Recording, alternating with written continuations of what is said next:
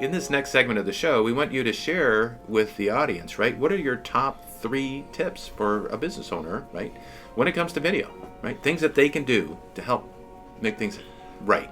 They really need video today. It's like websites were 10 years ago. You don't have a website, you're not in business. Today, if you don't have a video, you're not in business. There's so many ways to be found on YouTube.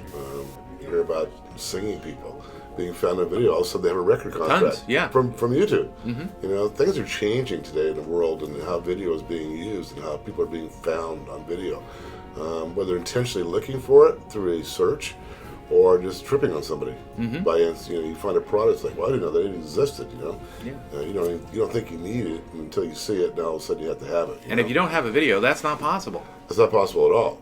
Yeah, so nobody reads a website. 10 years ago, 10 years ago, if you didn't have a website, you'd probably get away with it. But today, if you didn't have a website, people would say, like, do you know what you're doing? Not really a business. Right? And we're at that point now where it's getting to video. Like, if you don't have video, do you know what you're doing? Right? Are you good at what you do? Because there's some credibility issues that can show up. So everybody needs a video. That's right. Okay, what else? Being able to show your product, I guess, and bring out the emotion in your product, your services. Making that personal connection, and probably most importantly is differentiate yourself. I use that example for a real estate person. A lot of real estate people sell a house. Selling a house is not really the thing. The business is all about selling you.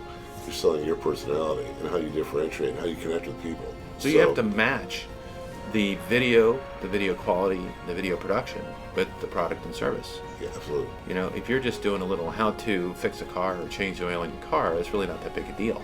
Right? But if you're trying to, create a vision and an image and an emotional component for yourself, so you're going to need a different kind of video. And that's when you need the, because again, I can take a video with a smartphone, right? Right. That doesn't mean it's a good video. But by the time you add in the music and the graphics and the scripting and the storyboard and all of that kind of stuff, that's what a pro does. Being able to tell your story.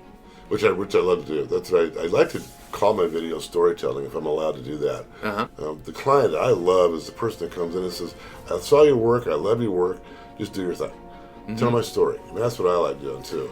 But for every client that's out there, right, they could actually be working on their story right now. Oh yeah. So that when they come to see you, and that story works everywhere, right? It works in one-on-one conversations, it works in video, it works in printed media, it works everywhere. So having them effectively being able to tell their story, that's something I work on all day, every day. Everybody's got a story too. Yeah, everybody has a story. What What is that story? Right. And that story is what creates differentiation, right? So have a video. Make sure that it matches the professional quality that you need and satisfies the desire that you do, and understanding the difference between professional and somebody just doing a smartphone video. Right. And the third one is making sure that you have your story. Right. So that's some pretty good tips. Very cool. Appreciate it. Well, thanks for being on the show. Thank you, John. Appreciate it. Join us again next week for another episode of Better Business Results.